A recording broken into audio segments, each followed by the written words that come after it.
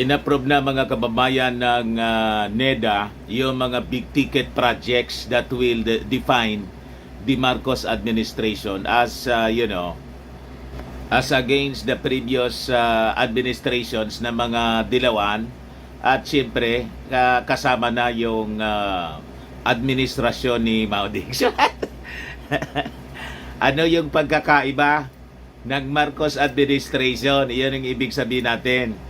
Sa mga previous administrations ng mga dilawan, at saka that includes yung administrasyon ni Mao Diggs. So maiko-compare ninyo kung gaano ka sakalam yung ating presidente, di ba? Pagdating dito sa pag-implementa ng mga napaka lalaking projects, masasabi nating mga landmark siya, landmark projects dito sa ating bansa. But before ko ibigay sa inyo kung ano ito mga inapprove ng NEDA, worth trillions of pesos, talagang siguro alam ng ating Bongbong Marcos na magtatagumpay yung ka-approve pa lang na Maharlika investment fund. Di ba? At dito na kukunin mga kababayan yung mga pondo in the coming years. Di ba? At tandaan natin, dito kasama si Coco Pimentel sa si Risa. Yung mga nagkontra. Mga kababayan, including Binay and Escudero, si Super Ate, di ba? Hindi man po bumoto kasi nang gawin yung botohan, wala siya.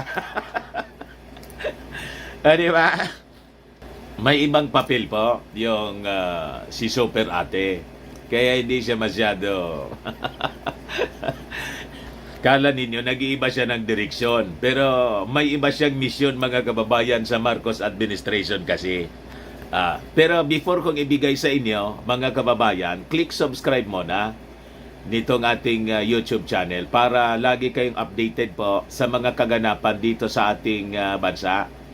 And like and share na rin po ninyo ng ating video and hit the notification bell.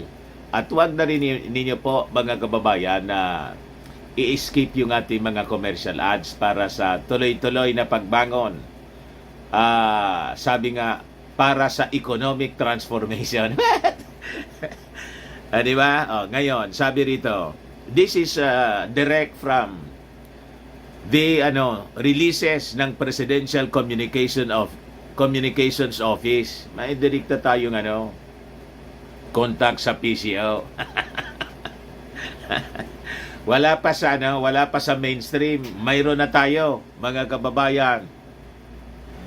Sabi po dito, the National Economic and Development Authority Board, NEDA Board, na pinangungunahan mismo, chaired by the President Ferdinand Romualdez Marcos Jr., approved some government projects and initiatives that will support the attainment of the country's overall goal of genuine economic and social transformation. So, social transformation po ito. Talagang magbabago ang economic landscape, mga kababayan, ng mga mamamayang Pilipino, ng ating bansang Pilipinas. Mababago siya. Tatatak talaga. Landmark mga big ticket projects po ito, mga kababayan. So sabi rito, the Marcos administration remains its steadfast in its dedication to pursuing projects that are in line with the 8-point socio-economic agenda and with the strategies identified in the Philippine Development Plan 2023-2028. Yung budget nito, mga kababayan, umabot sa umabot sa 8 trillion pesos, mga kababayan. Socio-Economic Planning Secretary Arsenio Balisacan said in a press briefing po kahapon. So sabi po niya dito, mga kababayan, we commit to implement initiatives that will promote inclusive growth, induce high-quality job creation. Hindi lang yung basta makakreate ng trabaho, kundi high quality, and greatly improve living standards for all Filipinos. Tutulong po para umangat yung buhay ng mga mamamayang Pilipino. Di ba? Ayon mga kababayan kay Balisacan, that among those approved by the NEDA kahapon po was the 59.4 kilometer Tarlac Pangasinan La Union Expressway Extension Project in accordance with the Investment Coordination Committee o ICC guidelines. You see, magkikinabang dito yung mismong lugar, mga kababayan ng mga Dilawan. Tarlac hanggang Pangasinan. May extension po ng expressway. The 4-lane expressway highway with an estimated project cost of 23.4 billion pesos will connect the Ilocos region to Central Luzon at saka dire-diretso na siyempre sa Metro Manila. Yun ang purpose nito. 4-lane siya lahat. Napakalawak na niya, mga kababayan.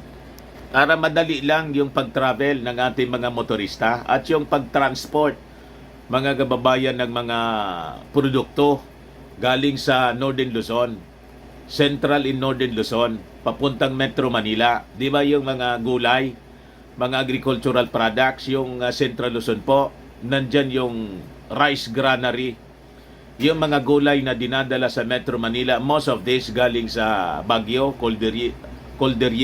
Cordillera region. Para mabilis po yung pag-travel nila. So with that, it is expected to simulate economic activity, improve road congestion, provide better and safer road access, and promote development of new growth centers in nearby regions. Siyempre, pag naging maayos yung mga kalsada, yan ang magsisimula yung paglitaw ng mga negosyo around the surrounding areas. Ganon lang naman yon, mga kababayan. So sabi rito, the TPLEX extension project will be implemented through a public-private partnership or PPP under the Department of Public Works and Highways. So the board also confirmed the ICC guidelines for the LGU PPP projects, which outlines the requirements and procedures for processing PPP proposals para sa mga local government units or LGUs. Said guidelines highlighted the role of the regional development councils and other local development councils in ensuring that LGU projects are aligned with the national development plans and priorities. Hindi yung bara-bara. Di ba? Hindi masayang yung mga pundo na ginagasta ng ating gobyerno, both by the national government and the local governments, mga kababayan. So, kailangan naka-align po siya. Di ba? Yung mga growth centers identified na, both by the national and the local governments. So, sabi rito, mga kababayan, the board also confirmed the ICC approval of the Department of Agriculture's Philippine Rural Development Projects or PRDP, scale-up of PRDP scale-up, which cost around 45.1 billion pesos and could build on the successes of the original PRDP. Talagang massive po yung mga projects, napakalalaking mga projects ng ating Pangulong Bongbong Marcos. Tatak Marcos nga po eh. Pag Marcos po, ganyan talaga po ang kanyang uri ng leadership. That is the brand of Marcos leadership, mga kababayan. Walang katulad. Di ba? So sabi rito, with its implementation, the government aims to empower farmers and fisher folks strengthen value chains, and promote inclusive and sustainable agricultural growth by institutionalizing the new environment and social safeguard frameworks and protocols. Kaya yung mga nag-aakusa sa Marcos administration, lagi lang ang kasama ng Pangulo, yung mga multi-billionaires. Pag nag-travelan niya, siyempre yung investors po, kailangan po, kapitalista din yung kaulay. Alangan man yung di ba? So, iba-iba siya. Pag dito naman po sa atin, then yung mga projects naman po, yung pakikinabangan naman ng ating mga farmers, ito na po siya. Para ma-assure natin yung tinatawag na inclusive growth, dapat lahat kasama. May para sa mga investors, may para naman sa mga ordinary people. To our farmers, may kanya-kanyang proyekto po para sa kanila. May kanya-kanyang papel kasi tayo dito sa ating mundo. Iba yung papel ng mga investors. These people will create jobs. Then dito naman sa mga farmers, para naman po sa production ng pagkain ng bawat isa sa atin, kasama yung mga mayayaman. Siyempre, kumakain din sila. Di ba? Ganun po. During Friday's meeting kahapon, the NEDA board also reviewed its first progress report and the infrastructure flagship projects under the Marcos administration's Build Better More program or BBM program. Balisakan reported that out of the 194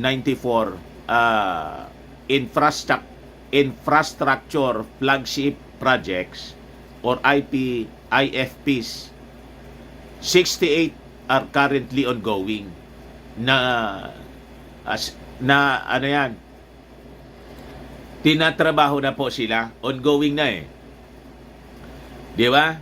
Ongoing yung implementation niya. 25 have been approved for implementation. 9 are waiting government approval, and the remaining projects are either in the process of project preparation or pre-project preparations. Ang dami niya, mga kababayan. 194 infrastructure flagship projects yung inihanda ng ating Pangulong Bongbong Marcos. To recall, these high-impact infrastructure projects are designed to address the nation's infrastructure deficit, to revive driving sustainable economic growth across priority sectors of our economy. In other words, mga kababayan, itong mga projects na to, napabayaan, mga kababayan, ng mga previous administrations. Hindi siya naasikaso. Dapat noon pa na-implement na siya, ginawa na sana. Di ba? Kaya lang nagkulang yung mga previous administrations. Ito na ngayon yung ginagawa ng ating Pangulong Bongbong Marcos. You see? So, para makatulong sa tuloy-tuloy na pagbangon ng ating ekonomiya, for our economic growth across priority sectors ng ating economy. In total, the infrastructure flagship projects have an estimated cost of 8.3 trillion pesos.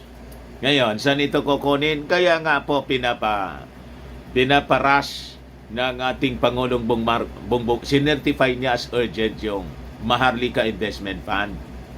Kasi once mga kababayan ay tumiba tayo, kasi ang daming mga interesadong multi-billionaire sa mundo na sumama dito po sa pumasok sa investment ng Maharlika Investment Fund.